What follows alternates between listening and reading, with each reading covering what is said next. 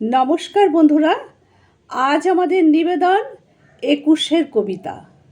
কবি আশরাফ সিদ্দিকী। পাখি সব করে রব, রাতি পোহাইল, কাননে কুসুম কলি সকলি ফুটিল।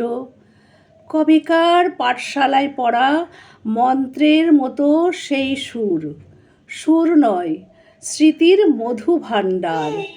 সেই আমার দেশ, মাঠ, বন, নদী, আমার দেশের সারি জারি ভাটিয়ালি মুর্শিদি, আরও কত সুরের সাথে মিশে আছে আমার মায়ের মুখ, আমার মায়ের গাওয়া কত না গানের কলি। বিন্নি ধানের মাঠের ধারে হঠাৎ কয়েকটি গুলির আওয়াজ, কয়েকটি পাখির গান শেষ না হতেই তারা ঝরে গেল, পড়ে গেল মাটিতে। সেই শোকে কাল বৈশাখীর ঝড় উঠল আকাশে, মাঠ কাঁপালো, ঘাট কাঁপালো, বাট কাঁপালো, হাট কাঁপালো, বন কাঁপালো, মন কাঁপালো।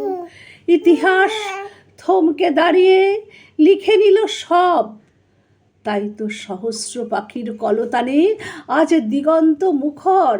তাই তো আজ দেখো এ মিছিলে এসে দাঁড়িয়েছেন আমার মা, যিনি বাংলা ভাষায় কথায় কথায় কথকতা, কত রূপকথা আর ছড়ার ছন্দে মিষ্টি সুরের ফুল ছড়ান।